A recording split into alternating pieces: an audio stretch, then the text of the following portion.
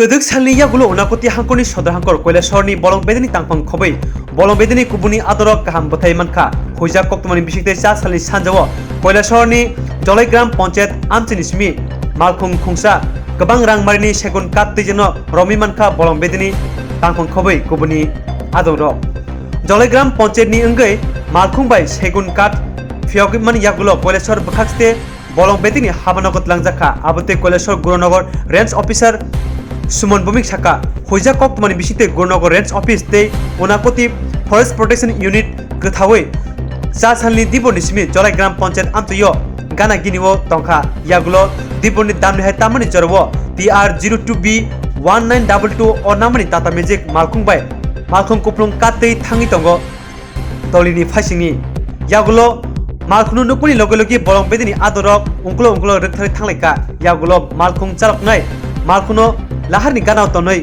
khari thangka koilasor bkhaste bolong bedini habanago tu basakmani yagulo malkung kuplung segun buphangno lekha jagai tongo hnei saikharka range officer Suman Mojumdar bono karibo ajago manjaka bolong bedini tangphang Jumur Chondo Abdul Shahid Maniklal Deborma Orindo Bikas Das khobai kubuni ro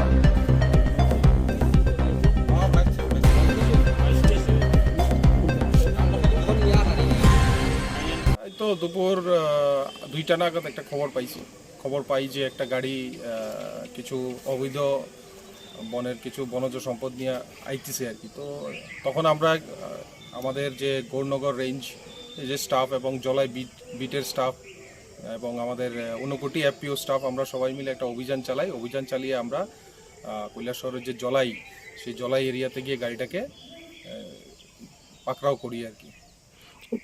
মূলত আমরা কি জিনিস পাইছেন এটার মধ্যে আমরা পাই সবগুলো সেগুনের log যেগুলো ইলিগাল টিক লগ আমরা সিজ করি আনুমানিক প্রায় 1 কামের কাছাকাছি হবে। এখন আমাদের মেজারমেন্ট চলছে, আমরা ফিগারটা পরে বের করব।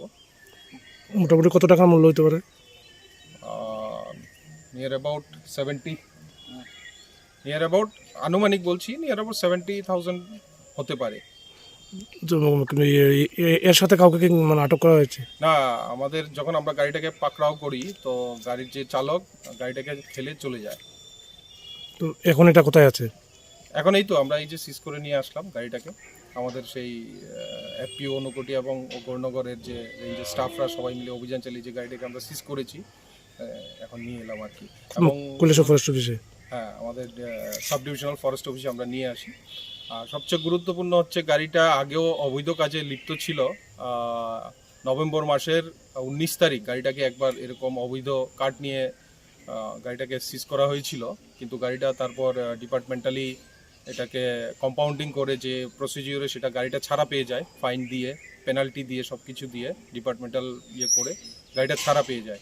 কিন্তু তারপরও এইবার আবার সেই গাড়িটা অবৈধ কাজে লিপ্ত হয়ে যায় এবং আজকে আমরা ধরেছি, মানে এই গাড়িটা দ্বিতীয়বার ধরা পড়ে। মানে এই এত মূল্যবান সেগুন কাঠ নিল, মানে মূলত কি মনে করেন প্রাথমিকভাবে কোথা থেকে আনতে পারে এই কাঠগুলো? আমাদের এটা আমরা ঊনকোটি রিজার্ভ ফরেস্টের একটু লাস্ট পার্টের দিকে জলাইয়ের ভেতর থেকে সেখান থেকে নিয়ে এনেছে বলে আমাদের এখন ধারণা।